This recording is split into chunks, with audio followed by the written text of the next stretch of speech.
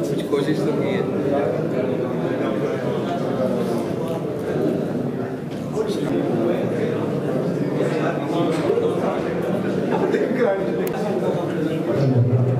भारत माता की, भारतीय जनता पार्टी।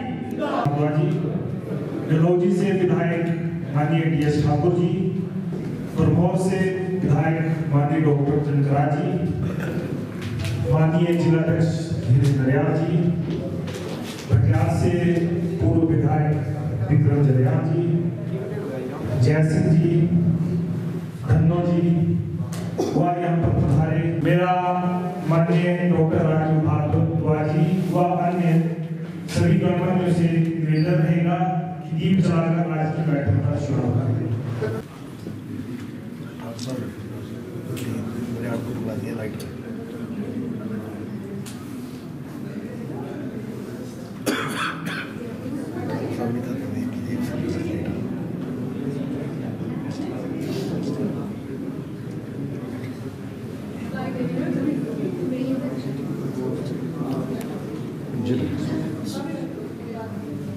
ये पहले जिला बैठे जिला देखिए आपने पहले जिला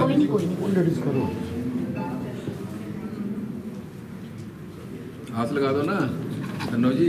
जी सर लगा दो हाथ। आप भी जय सिंह जी लगा दो। जी सर। अंकल आप सर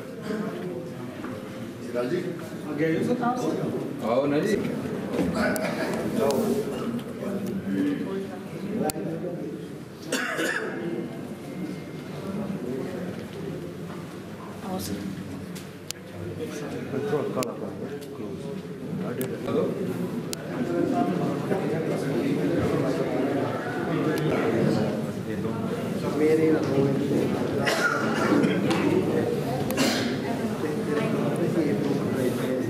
मेरा आप सभी से आग्रह रहेगा कि वंदे मातरम के लिए सभी अपने अपने स्थान पर खड़े हो जाएं।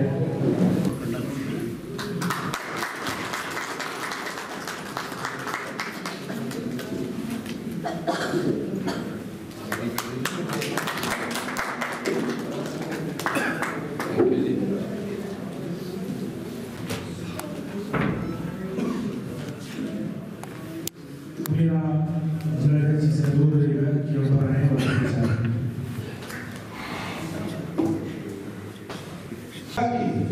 वंदे वंदे। आज इस जिला चंबा की बजट की संगोष्ठी में उपस्थित हमारे बीच में चंबा कांगड़ा के सांसद डॉक्टर राजीव भागवत जी, उनके साथ में उपस्थित ब्रह्मौर के विधायक डॉक्टर जनक जी, डलहौजी के विधायक श्री DS ठाकुर जी, भटियात में पूर्व में मुख्य सचेतक श्री विक्रम सिंह जरियाल जी, प्रदेश कार्य समिति सदस्य जय सिंह जी, प्रदेश समिति सदस्य श्रीमती धन्नो देवी जी, यहाँ पर उपस्थित मातृ सचिव, विभिन्न मंडलों से मंडल अध्यक्ष और पूर्व जनता। साथियों, प्रदेश स्तर पे एक आह्वान किया गया था कि हर जिला स्तर पे जो है बजट के ऊपर संगोष्ठी रखी जाएगी और प्रेस वार्ता रखी जाएगी। उसी कड़ी में आज जिला चंबा में प्रेस वार्ता 11 बजे की गई और आज ये संगोष्ठी जिला मुख्यालय में यहाँ पे रखी गई है। ये जो बजट आया है एक ऐतिहासिक बजट है और इस बजट के बारे में जो है जन जन तक ये पहुंचे, ये क्यों ऐतिहासिक बना। हर आदमी को इसके बारे में पता होना चाहिए कि कांग्रेस ये भ्रम फैला रही है कि इस बजट में कुछ भी नहीं है। इसके बारे में आज इस गोष्ठी यहाँ पे रखी गई है। प्रभु जनता यहाँ पे हमारे रिटायर्ड लोग हमने यहाँ पे बुलाए हैं, उनके भी विचार जो है आज यहाँ पे हम पूछेंगे इस संगोष्ठी में। ये बजट आपको कैसा लगा? इस बजट में सभी वर्गों को छुआ गया है, किसी को नहीं इस बजट में छोड़ा गया है।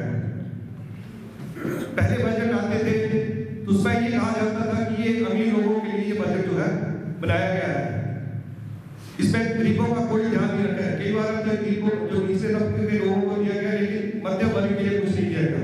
इस बार एक ऐसा संतुलित बजट आया है जिसके बारे में कुछ एक बिंदु मैं आपको बताऊंगा, उसके बाद हमारे बीच में वो प्रवक्ता है वो आपको इस बजट के बारे में बताएंगे।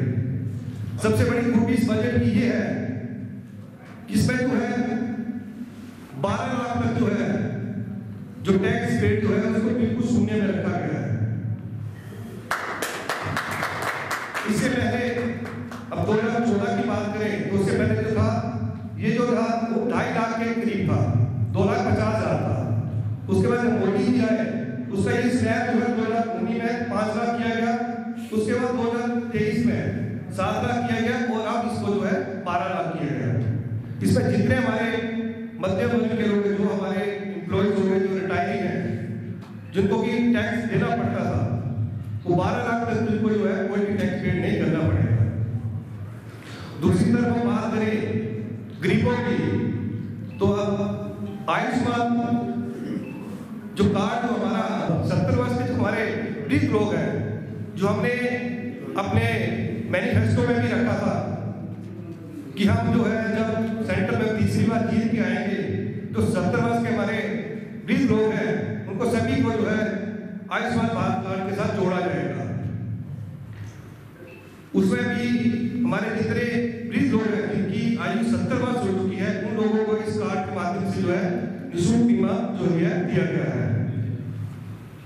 दूसरी तरफ किसानों की बात करें, केसीसी की, जो हमारी केसीसी के लिए 3 लाख थी उसको बढ़ा करके 5 लाख कर दिया गया है, जिससे हमारे किसानों को 4% ब्याज देना पड़ता है। आज उसको बढ़ा करके 3 से 5 लाख कर दिया गया है। दूसरी तरफ धन धान्य कृषि योजना, इस योजना के अंतर्गत पूरे प्रदेश भर में, पूरे राष्ट्र भर में 100 जिलों को जो है उसका चयन किया गया है। उसमें जो हिमाचल के 12 जिले आते हैं उसमें इसके अंतर्गत लिया गया है। उसमें हमें खाद पर सब्सिडी मिलेगी, जो हमें खाद अपने कृषि के लिए जो सेंटर जैसे ट्रैक्टर हो गया, बीज हो गए और उपकरण, उसमें 80% का जो अनुदान जो है केंद्र सरकार की ओर से मिलने जा रहा है। दूसरी तरफ बात करें हम जल जीवन मिशन के ऊपर, जल जीवन मिशन जो है केंद्र की एक योजना है जिसके अंतर्गत जो है हर घर में जो है नल प्रोवाइड करने का जो प्रावधान किया गया है। पिछले 5 सालों में हमारी सरकार ने जो है केंद्र से बजट ला करके कोशिश की कि हर घर में जो है नल का प्रावधान किया जाए। उसको जो है काफी हद तक पूर्ण भी किया गया, लेकिन जो बच गया है, जिन लोगों के घर में अभी तक नल नहीं लगे हैं, उसके लिए 60,000 करोड़ का प्रावधान जो है केंद्र सरकार ने इस बजट में घोषित किया है। दो बात करें अब सूर्य घर योजना की, अभी आप देखते होंगे कि जो है गुजरात में जो है सोलर सिस्टम का मॉडल पूरे भारतवर्ष में जो है पेश किया जा रहा है कि हर घर में जो है सोलर पैनल लगे हुए हैं। उसी योजना के अंतर्गत पूरे राष्ट्र भर में इस योजना का जो है शुभारंभ किया गया है, जिसमें जो है इसमें 1 मेगावाट से लेकर 3 मेगावाट तक, 1 मेगावाट से लेकर 3 मेगावाट तक जो है इसमें अलग स्लैब में जो है सब्सिडी रखी गई है। इसमें 80% से लेकर 60% तक जो है सेंटर की ओर से सब्सिडी दी जाती है। और एक तो मीटिंग मैंने अटेंड की जाकर के अभी डीसी ऑफिस में और अपने इलेक्ट्रिसिटी डिपार्टमेंट के वहाँ पे, तो उन्होंने भी कुछ लोगों ने अप्लाई किया था, जो कि हमारे डाक घर की ओर से लोगों ने अप्लाई किया था कि हम अपने घरों में पैनल लगाना चाहते हैं। और इसलिए आप ये अपने कंसर्न जो भी आपके वहाँ पे जेई या एसडीओ है उनके साथ आप मिलकर जा सकते हैं और अपने घरों में जो है सोलर पैनल लगवा सकते हैं। जो ये पैनल लगेगा, दिन को जो ये सोलर पैनल से जो बिजली तैयार होगी, अगर आप उसको यूज नहीं करेंगे तो उसका एक मीटर लगेगा। जब अकाउंट में काउंट की जाएगी। जब आपका बिल आएगा उस जो आपकी बिजली की सप्लाई हुई है उसको डिडक्ट करके जो है आपकी मीटर की रीडिंग की जाएगी। मानो कि आप अगर ये लगा लेते हैं तो आपका जो बिल है वो 0 के बराबर हो सकता है। और भी काफी योजनाएं जो है सरकार ने जो इस जो बजट में जो है प्रावधान किया है, ज्यादा नहीं बोल रहा हूँ, आप लोग सभी यहाँ पे आए, आप लोगों का बहुत बहुत धन्यवाद। जय हिंद। भारत माता की भारतीय जनता पार्टी जिंदाबाद। अब मेरा डॉक्टर भारद्वाज जी से निवेदन रहेगा कि हम सबका मार्गदर्शन करेंगे। अरे डॉक्टर साहब को सुना, उन्होंने को तैयारी की है। डॉक्टर साहब बोलो। तैयारी करके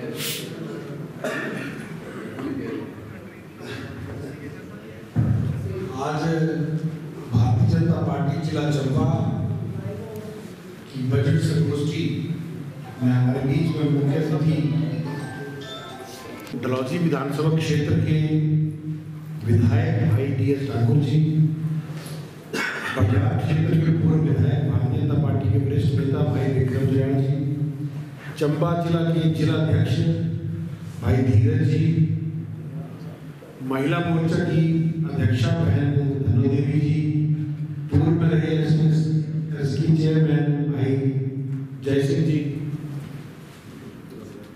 और आप सब आत्मीय पार्टी के कार्यकर्ता मित्रों, आयोजित किया जाता है तो बजट की संगोष्ठियों का आयोजन किया जाता है।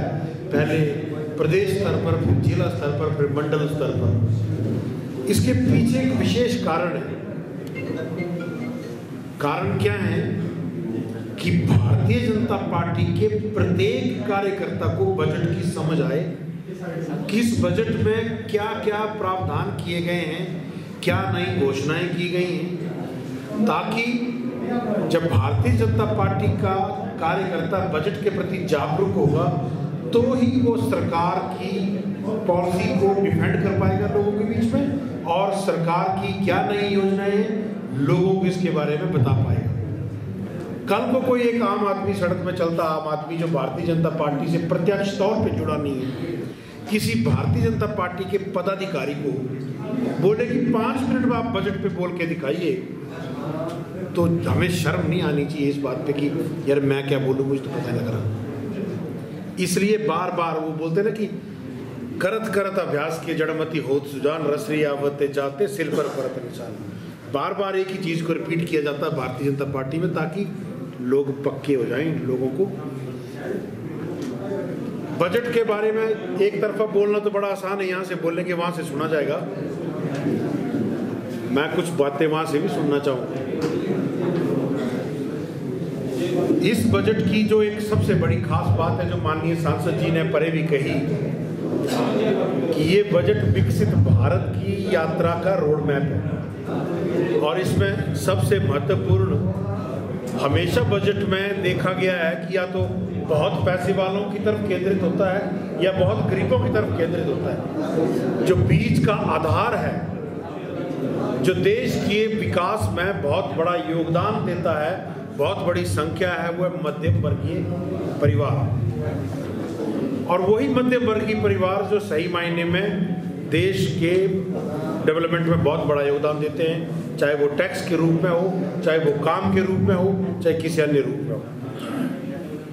तो आज़ादी के बाद से लेकर जो टैक्स स्लैब में एक बहुत बड़ा जो बदलाव किया गया है, वो केवल इस बजट में हमें देखने को मिला है। इससे पहले 12 लाख रुपए तक की इनकम को टैक्स फ्री कभी भी नहीं किया गया। इसमें बात के TDS मालूम है, टैक्स डिडक्शन एट सोर्स, उसकी अधिकतम सीमा 50,000 थी, जिसको बढ़ाकर अब 1 लाख कर दिया गया है सीनियर सिटीजन के लिए। देखिए कितना बड़ा लाभ मिला सीनियर सिटीजन को। बुजुर्गों के बीच में बैठे तो बताएं उनको कि मोदी सरकार ने इस बजट में आपके लिए ये प्रावधान किया। ये बजट संगोष्ठी का ये पर्पज होता है कि समाज के विभिन्न वर्गों को में आपके लिए क्या है। और इस बजट में कुछ चीज़ें सस्ती हुई हैं, कुछ महंगी हुई हैं। देश में इलेक्ट्रॉनिक और इलेक्ट्रिक व्हीकल को बढ़ावा मिले, पॉलिसी में मूलभूत परिवर्तन किए गए हैं, इलेक्ट्रिक व्हीकल सस्ते किए गए हैं, मोबाइल की बैटरी सस्ती हुई हैं, और सबसे महत्वपूर्ण बात 36 ऐसी जीवन रक्षक दवाइयाँ, पेशे से डॉक्टर हूँ तो मुझे ये बात साझा करता हूँ, कुछ ऐसी दवाइयाँ हैं 10-10 करोड़ रुपए के एक इंजेक्शन लगते हैं लोगों को।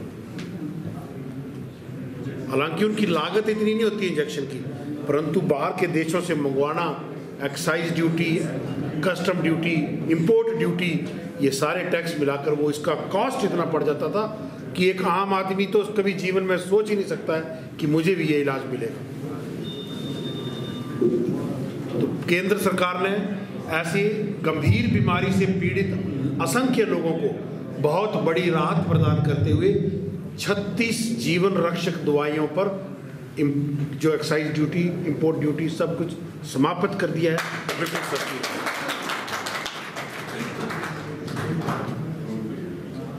किसानों के लिए इस बजट में कुछ प्रावधान किए गए हैं। एक किसान धन धान्य योजना कहा जाएगा, प्रधानमंत्री धन धान्य योजना, विशेष तौर पर उन 100 जिलों में इस योजना को लागू किया जाएगा जो जिले उत्पादकता में कम है। अब वो केंद्र सरकार के पास वो पूरा आंकड़ा है कि कौन से वो 100 जिले हैं जहां खेती की जमीन तो है परंतु प्रोडक्शन कम है, तो प्रोडक्शन को कैसे बढ़ाया जाए, इसलिए प्रधानमंत्री धन धान्य योजना संभवतः है, शायद उसमें हमारा जिले का भी नाम हो। साथ ही साथ किसान क्रेडिट कार्ड, पहले कितनी लिमिट थी, अब कितनी लिमिट होगी, 5 लाख लिमिट होगी। तो किसान क्रेडिट कार्ड की लिमिट को बढ़ाया गया है। दालों को आपने कई बार अखबारों में पढ़ा होगा कि हम विदेशों से दालें इंपोर्ट कर रहे हैं, दूसरे देशों से दालें मंगवा रहे हैं। तो दालों पर भारत की आत्मनिर्भरता को बढ़ाने के लिए आगामी 6 वर्षों के लिए एक मिशन की शुरुआत की जा रही है, जिसके तहत आने वाले 6 वर्षों में देश को दालों की उत्पादकता में आत्मनिर्भर बनाया जाएगा। हमें कभी भी दाल को बाहर से मंगवाना नहीं पड़ेगा। सोचने की बात है, आप बात करें तो लोगों के बीच में बात कह सकते हैं कि आज़ादी के इतने वर्षों तक देश को आत्मनिर्भर बनाने के लिए अगर किसी सरकार ने, किसी नेता ने अगर बीड़ा उठाया है तो वो नरेंद्र मोदी जी हैं और कोई नहीं है। एक मखाना खाते ना, मखाना फलाहार, वो व्रत में भी, शिवरात्रि व्रत में भी खाएंगे बड़े सारे, तो मखाने का बहुत बड़ा बिजनेस होता है यूपी बिहार के, वो खासकर नदीय क्षेत्रों में। तो वहाँ पर मखाना बोर्ड की स्थापना की जाएगी। इसका लाभ उस क्षेत्र में ज़्यादा मिलेगा, हमारे क्षेत्रों को कम मिलेगा, क्योंकि हमारे वहाँ मखाना की प्रोडक्शन होती नहीं है। कारोबारी लोग हैं, बहुत सारे लोग, कारोबारी लोगों को एक होता है MSME, मीडियम स्मॉल मीडियम जो एंटरप्राइजेज हैं, उनके लिए क्रेडिट कार्ड गारंटी का कवर 5 करोड़ से बढ़ाकर 10 करोड़ कर दिया गया, डबल कर दिया गया। जो छोटे छोटे उद्यमी हैं जो क्रेडिट कार्ड ले रहे हैं उसकी गारंटी का कवर 10 करोड़ तक बढ़ा दिया गया। जो रजिस्टर्ड माइक्रो एंटरप्राइजेज हैं उनको 5 लाख तक का क्रेडिट कार्ड दिया जाएगा। खिलौनों में भारत की, जैसे छोटे छोटे खिलौने चंबा में मिल रहे हैं वो भी मेड इन चाइना है।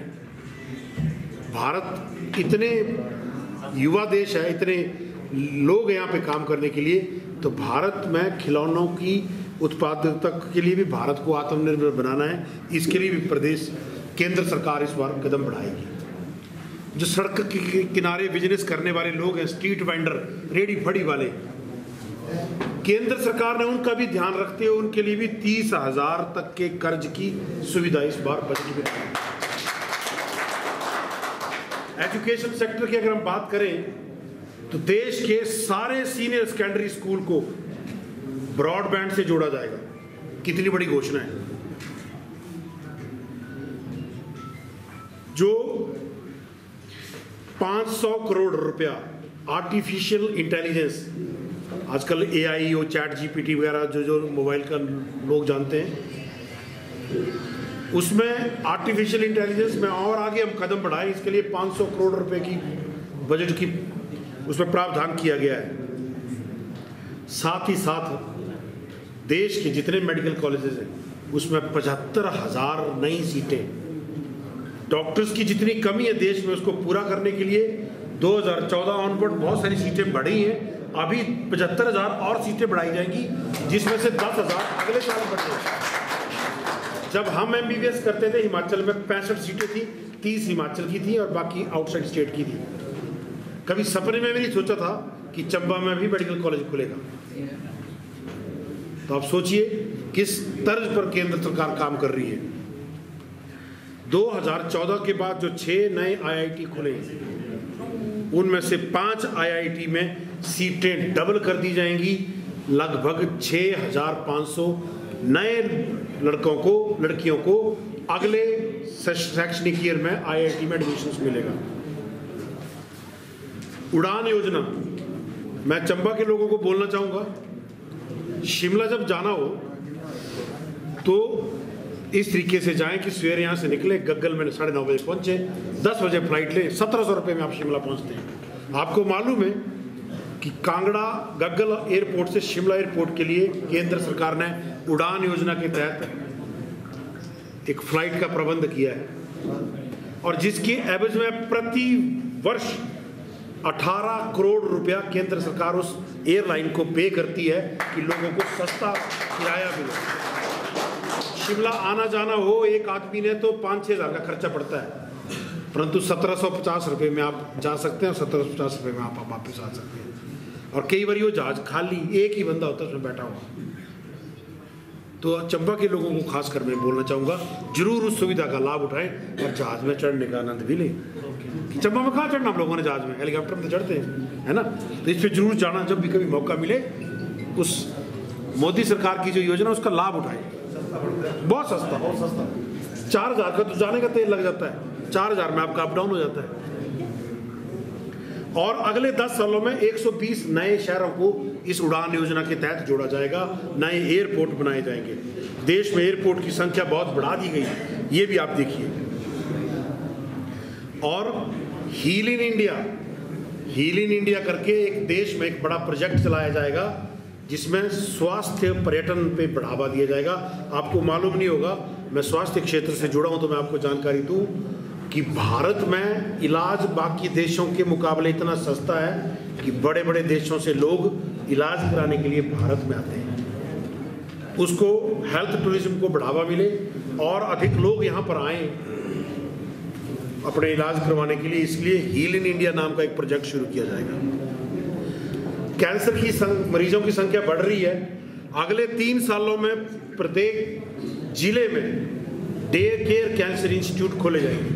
नहीं तो कैंसर के मरीजों को कीमोथेरेपी लगवाने के लिए यहाँ से शिमला टांडा जाना पड़ता है, चंडीगढ़ जाना पड़ता है। तो प्रत्येक जिले में डे केयर कैंसर इंस्टीट्यूट खुलेगा। ये प्रधानमंत्री जी की घोषणा है इस बजट में। प्रत्येक PSC CSC में ब्रॉडबैंड लगाया जाएगा और 70 साल से अधिक बुजुर्गों को आयुष्मान भारत योजना के तहत निःशुल्क पूरा इलाज दिया जाएगा।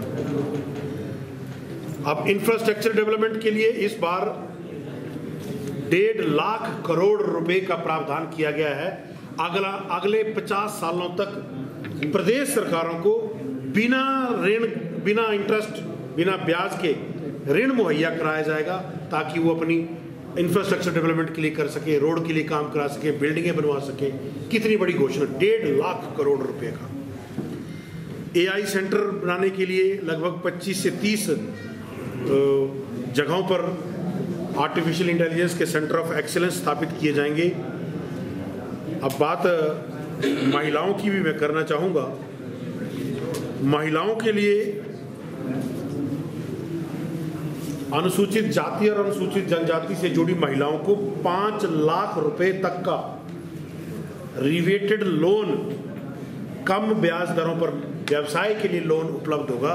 ये जितनी भी महिलाएं हैं SC ST की, ये हम पार्टी के जो मोर्चे हैं, ST मोर्चा, SC मोर्चा, महिला मोर्चा, उनका ये विशेष दायित्व रहेगा कि इस योजना के बारे में पूरा पढ़ें और प्रत्येक महिला को जो इस वंचित समाज से आती है उसको इस योजना की जानकारी दें।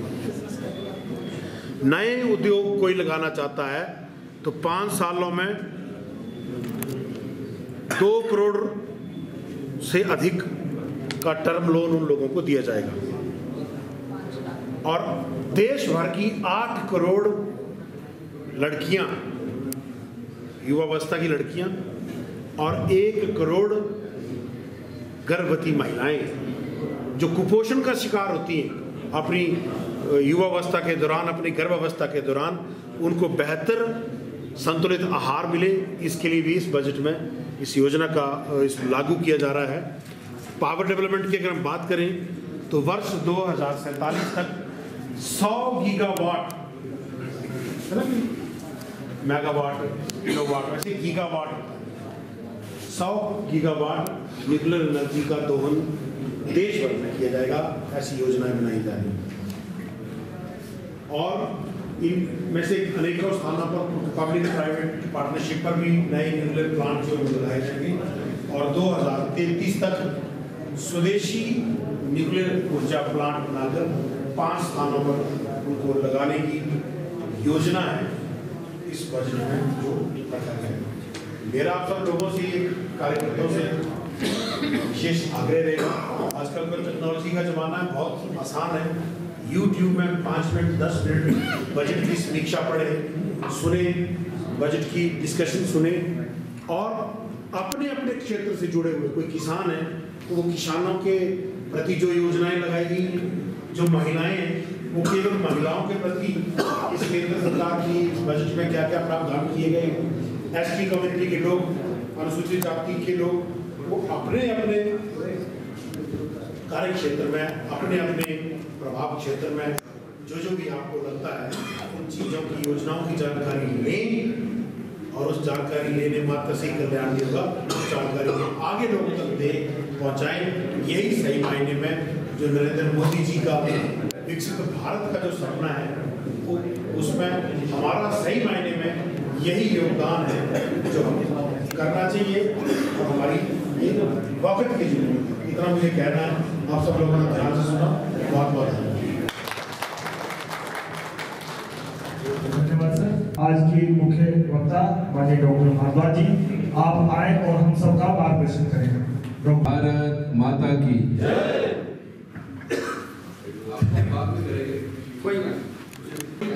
सुजल शर्मा, मुकेश, ऋषु,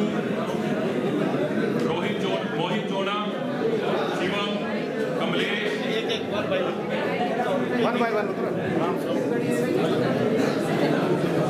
परवीन, सनी, सोनू, रिहान, पुनीत रत्रा, विक्की, भुव्यांशु कपूर, राहुल कपूर, परवीन, मोहित जोड़ा, पीयूष, आशुतोष, रोहित, रोनित गोस्वामी, सचिन शर्मा।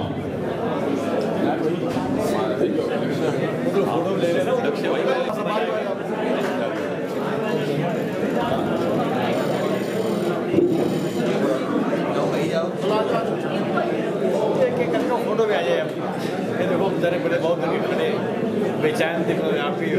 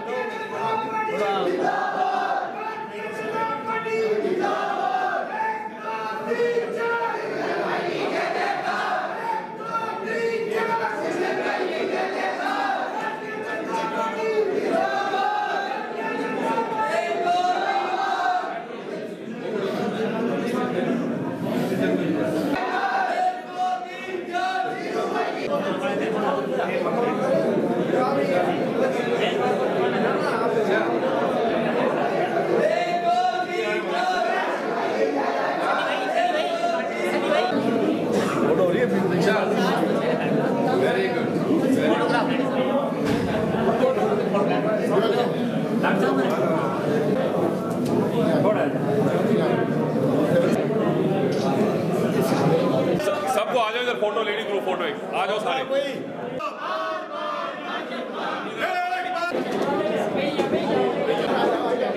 भारतीय जनता पार्टी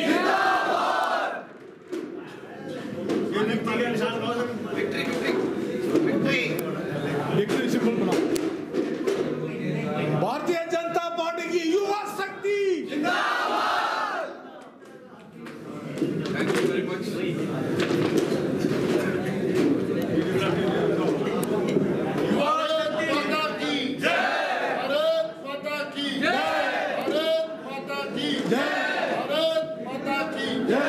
भारतीय जनता पार्टी जिंदाबाद, भारतीय जनता पार्टी जिंदाबाद, युवा मोर्चा जिंदाबाद, युवा मोर्चा जिंदाबाद, भारत माता की जय। ये काफ़ी समय से लड़के ये बोल रहे थे कि हमने बीजेपी ज्वाइन करनी है। मैं इनको बोला कि ठीक है करवाते हैं, लेकिन अभी किसी बड़े नेता का प्रोग्राम आएगा तो एक अच्छे ढंग से आपकी जो है पार्टी में ज्वाइनिंग करवाएंगे।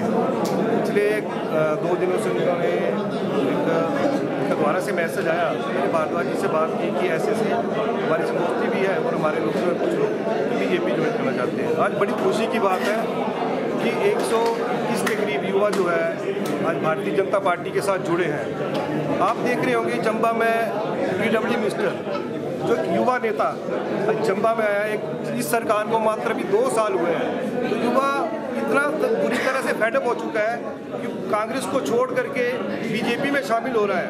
तो आप देख सकेंगे कि आने वाला समय क्या होगा। यहाँ पे जो आने वाला समय ऐसा होगा, चंबा विधानसभा क्षेत्र में यहाँ के विधायक को जो है अपनी जमानत बचाने के सहमे पड़ जाएंगे, क्योंकि ये सरकार जो है इसने हर वर्ग को ठगा है। युवा को छोड़ करके आके देखे महिलाओं को, गरीबों को। आज मैं ये पढ़ रहा था, पिछले कल की अखबार है कि जो महिलाओं के लिए 50% किराए की छूट जो दी जा रही थी उसको भी BOD की मीटिंग में अभी डिस्कस हुआ कि उसको भी खत्म किया जाए। पहले उन्होंने बिजली की सब्सिडी खत्म की, अब जो महिलाओं का किराया जो 50% जो छूट दी गई थी उसको ख़त्म कर रहे हैं। गैस सिलेंडर पर जो सब्सिडी है उसको ख़त्म कर रहे हैं। तो कहाँ जाए हर वर्ग? आज सारा वर्ग जो है हताश हो चुका है। इसलिए आप देखते जाइए आगे क्या क्या होता है। अभी तो एक छोटा सा ट्रेलर है, आज 121 ने ज्वाइन किया है। इसके बाद पूरे के पूरे गांव जो है भारतीय जनता पार्टी के साथ जुड़ेंगे, क्योंकि झूठ जो है ज़्यादा दिन नहीं चलता। तो झूठ आज आपके सामने दिख रहा है, झूठ ने जो है पूरी तरह कांग्रेस को फेल कर दिया है। नमस्कार, मैं हूं सुमी प्रकाश प्रवेटा और आज हमारे साथ है कांगड़ा चंबा के MP डॉक्टर राजीव भारद्वाज जी। आज यहाँ पर एकत्रित हुए हैं, 101 युवाओं ने भाजपा ज्वाइन की है, बहुत बड़ी उपलब्धि है। और जिस तरह से युवाओं का चेहरे दिख रहे हैं, काफ़ी जोश में हैं। पहले तो स्वागत भी है चंबा में आपका। और इसको और इस जैसे युवाओं ने ज्वाइन किया है भाजपा, 101 युवाओं ने, इस चीज़ को कैसे देखते हैं आप? ये बदलते हिमाचल की तस्वीर है। ये एक ट्रेलर है कि आने वाले 3 वर्षों के बाद जब हिमाचल प्रदेश में आम चुनाव होंगे तो कांग्रेस का सुपड़ा साफ हो जाएगा, भारतीय जनता पार्टी की आंधी चलेगी, क्योंकि ऐसे काम ये कांग्रेस की सरकार कर रही है। युवा विरोधी, महिला विरोधी, किसान विरोधी, दलित विरोधी, कोई भी वर्ग ऐसा नहीं है जो कांग्रेस से खुश हो। उसकी परिणति आज आप देख रहे हैं। एक छोटे से कार्यक्रम में 100 से अधिक युवाओं ने भारतीय जनता पार्टी के प्रति अपनी आस्था जताई, भारतीय जनता पार्टी को ज्वाइन किया और आने वाले समय में ये भारतीय जनता पार्टी के योद्धा बनकर कांग्रेस का नाश कर देंगे, ये मैं कहना चाहता हूँ। अच्छा, युवाओं को लेकर आजकल चिंता भी काफ़ी है। जिस तरह से चिट्टा फैल रहा है, आप समझ सकते हैं कि हिमाचल में बहुत बुरी स्थिति है। तो इसको लेकर आपकी तरफ से कोई ऐसा आश्वासन ताकि जो बच्चे हैं इस चिट्टे से बचे रहे, और इसको लेकर एक केंद्र सरकार की तरफ से कोई ऐसा इनिशिएटिव लिया जाए ताकि जो चिट्टे का समूल नाश हो सके और युवा पीढ़ी बच सके? इसमें भारतीय जनता पार्टी ने, मैं आपकी जानकारी के लिए बता दूं, हमारे प्रदेश के नेतृत्व ने एक सेल का गठन कर दिया है। उस सेल में एक वरिष्ठ नेता उसका संयोजक है। हर मंडल में एक समिति बनेगी।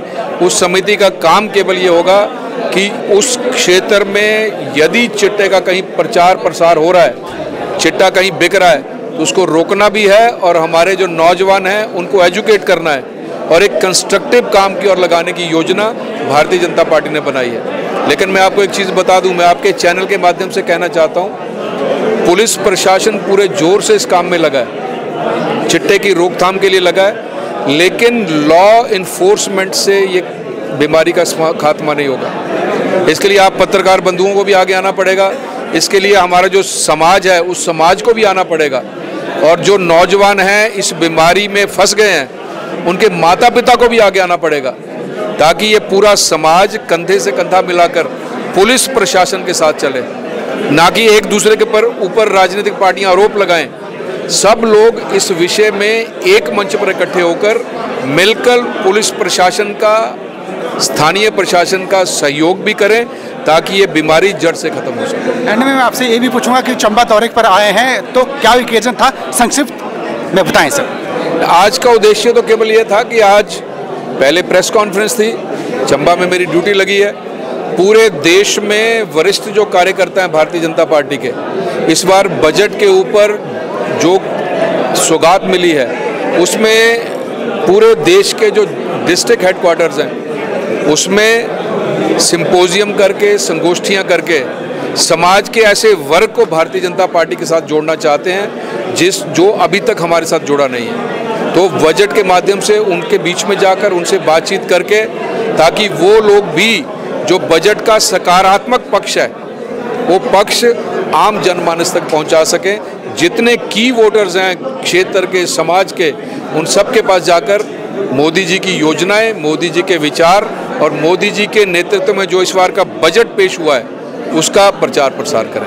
एंड में मैं ये पूछूंगा कि चंबा को लेकर कुछ नया करने वाले हैं, क्या वो योजना होगी, इसके भी बारे में थोड़ा सा बता दें। चंबा तो एस्पिरेशनल जिला है, इसके लिए नरेंद्र भाई मोदी जी का मैं धन्यवाद करना चाहता हूँ, लेकिन मुझे सांसद बनाकर दिल्ली भेजा गया है और उसमें चंबा का बहुत बड़ा हाथ है। चंबा की जनता जनार्दन, जिसे मैं अपना भगवान मानता हूँ और अपना दूसरा घर भी चंबा को मानता हूँ। रहने वाला मैं जिला कांगड़ा का हूँ, लेकिन चंबा भी मेरे लिए उतना ही महत्वपूर्ण है जितना ही कांगड़ा जिला है। तो इसके लिए जितनी योजनाओं की मैंने लोकसभा में बात की है, जितने विषयों को लोकसभा में उठाया है, उन विषयों में कांगड़ा के साथ साथ चंबा के विषयों को भी मैंने उठाए हैं। और मुझे लगता है कि चंबा के लिए सबसे अधिक आवश्यकता यदि है तो एक ऐसा प्रोफेशनल इंस्टीट्यूट होना चाहिए। NIT के स्तर का प्रोफेशनल इंस्टीट्यूट चंबा में बने, उसके लिए बड़े जोरदार शब्दों में मैंने लोकसभा में अपनी बात रखी है। और अब आने वाले समय में सत्र जब शुरू होगा तो उसके विभाग के कंसर्न जो मंत्री हैं उनसे मिलकर चंबा का इंफ्रास्ट्रक्चर, चंबा में रोड का जो इंफ्रास्ट्रक्चर वो कैसे ठीक हो, और मैंने तो यहाँ तक चंबा के लिए तो रेल की भी बात की है, तो उसके लिए कोशिश कर रहे हैं। मुझे लगता है कि चंबा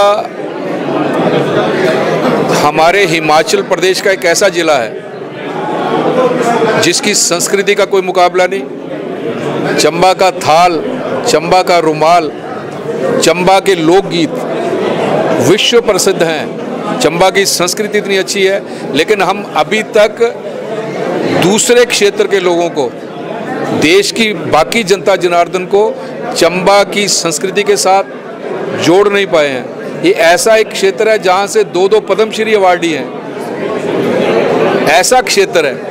उनको जोड़ने का जो मेरे मन में जो है यही कोशिश रहेगी।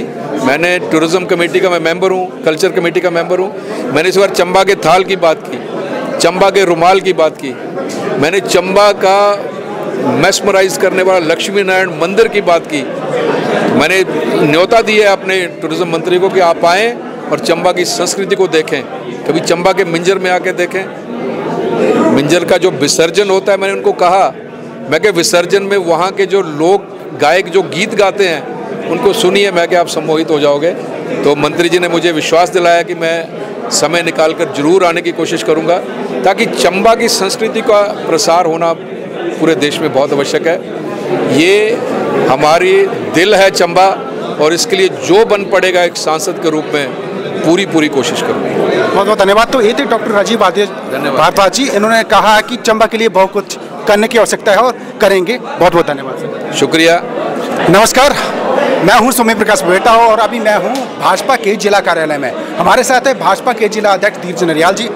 101 युवाओं ने आज भाजपा ज्वाइन की है, बहुत बड़ी उपलब्धि है।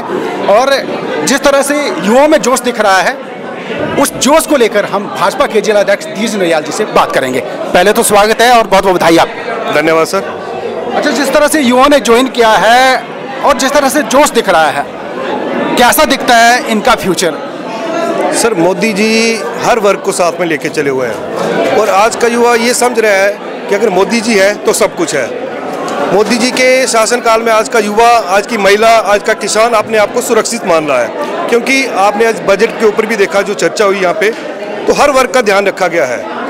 यहाँ बात करें हम यहाँ की प्रदेश की सरकार की, तो प्रदेश की सरकार के हालात तो आप देख रहे होंगे कि क्या हालात हैं। आज मात्र 2 साल हुए हैं तो इतने युवा उठ करके बीजेपी ज्वाइन कर रहे हैं, तो उसके पीछे उनको मंथन करना चाहिए कि क्या हो रहा है।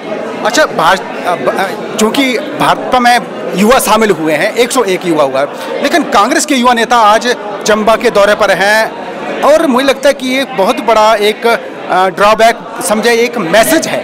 क्या मैसेज भाजपा देना चाहती है? आज इन युवाओं ने ये मैसेज दिया है कि एक युवा नेता यहाँ पे आया हुआ है, उसके पीछे युवा नहीं जा रहा है, भाजपा के पीछे आ रहा है, तो उस नेता को भी सोचना चाहिए कि क्या कारण है कि जो युवा आज मेरी सरकार होते हुए मेरे पीछे चलने चाहिए, वो मेरे पीछे नहीं आकर के जो हम विपक्ष में बैठी हुई बीजेपी है उसके साथ चले हुए हैं। तो कुछ ना कुछ उनके बीच में कमी है, उसके ऊपर उनको मंथन करने की जरूरत है। भारतीय जनता पार्टी की जिला अध्यक्ष के तौर पर आप दूसरी बारी खेल रहे हैं और अमूमन होता है ऐसा कि एक बार अध्यक्ष बन जाए तो दूसरी बार मुश्किल होता है, लेकिन आप बन पाए हैं। इसको लेकर आप क्या समझते हैं कि चुनौती है या फिर आसानी रहेगी संगठन को चलाने में?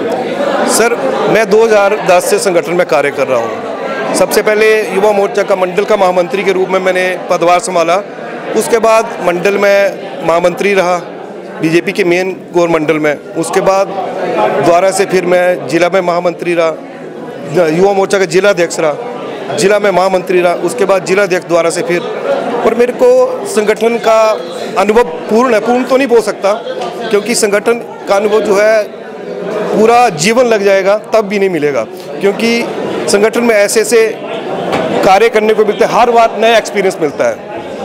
आज से 10 साल पीछे चले जाना हो, पार्टी के जो कार्यक्रम को देखना हो, आज के कार्यक्रम को देखना हो, जमीन आसमान का फर्क आ गया है। आज पूरा कार्यक्रम जो डिजिटल हो गया है, पहले पेपर पे होता था, मैनुअल होता था, आज सारा डिजिटल कार्यक्रम है। कोई भी झूठ नहीं बोल सकते हैं कि हमने ये कार्य कर दिया है।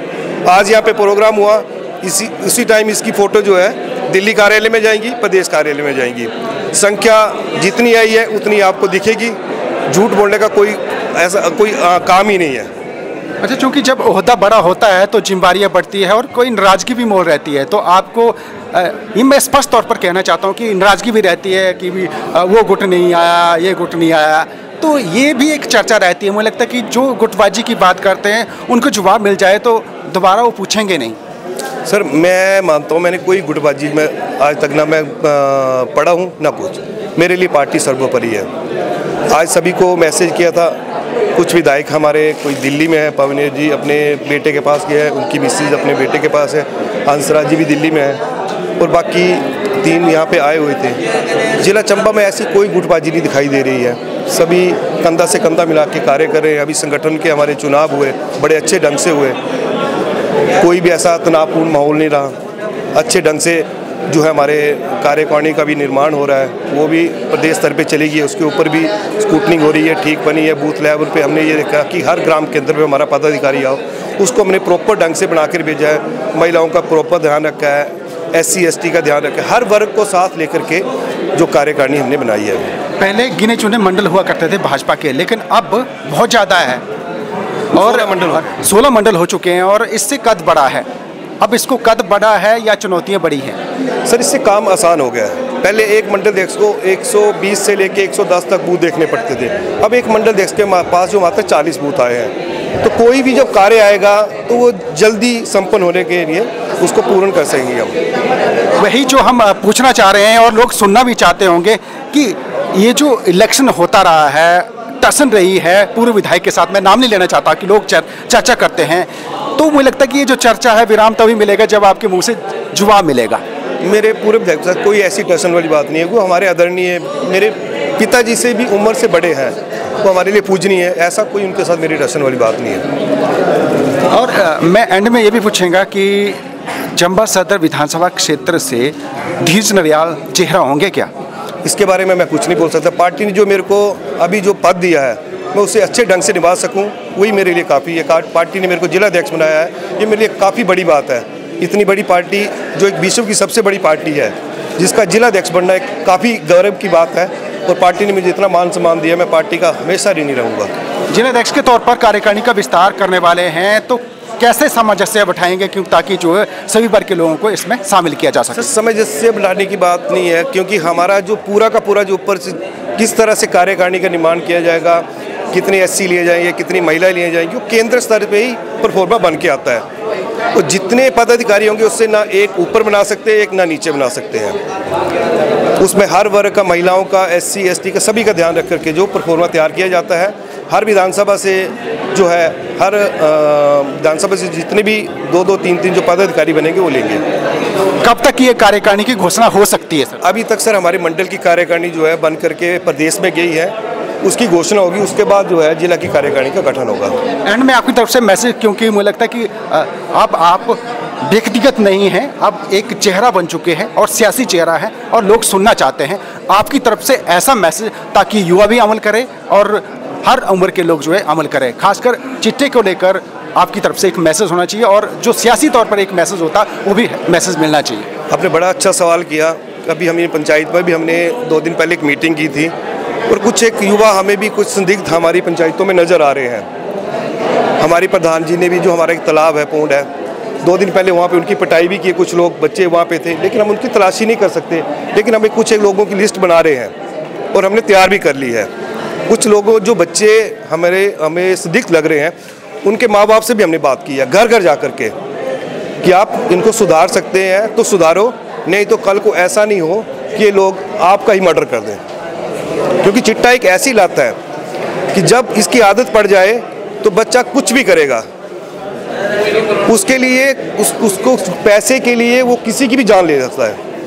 इसके लिए हम जो है एक टास्क टीम हमने तैयार की है। उसका हम जो टीम जो उसको बताएंगे नहीं कि कौन है। उसमें लेडीज़ भी होंगी, काफ़ी लेडीज़ हमारे साथ जुड़ रही हैं। और हमने छोटे आदमी नहीं पकड़ने हैं, जो मेन है, क्योंकि जो ये छोटे छोटे लेवल के आदमी है, ये मेन नहीं है। ये तो आगे सप्लाई, छोटे लेवल की सप्लाई कर रहे हैं। जो बड़े सरगना है, मेरे डीएसपी साहब और एसपी साहब से बात हुई थी, तो कुछ एक लिस्टें हमने प्रोवाइड करवा दी हैं, उनके नंबर हमने लगवा दिए ट्रैकर पे।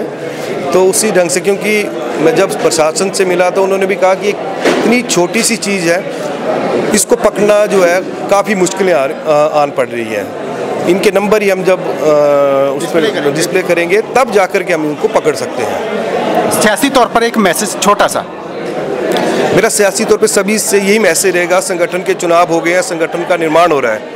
सभी कार्यकर्ताओं को हम एडजस्ट नहीं कर सकते। जो रह गए हैं वो मोर्चों में एडजस्ट हो जाएंगे, और जो और रह जाएंगे वो प्रकोष्ठ वगैरह आएंगे। कोई पद छोटा और बड़ा नहीं होता है। किसी कार्यकर्ता को काम करने के लिए बिना पद के भी काम कर सकता है। एक बूथ अध्यक्ष अगर हम बूथ ही सही ढंग से चलाए तो वो भी एक अध्यक्ष से बड़ा आदमी है। बहुत बहुत धन्यवाद। तो ये थे भाजपा के जिला अध्यक्ष धीरज नयाल जी। बड़ी बेबाकी से इन्होंने ये जो सियासी और सामाजिक सरोकार की बातें कही हैं। मुझे लगता है कि ये इंटरव्यू आपको पसंद आएगा। बहुत बहुत धन्यवाद।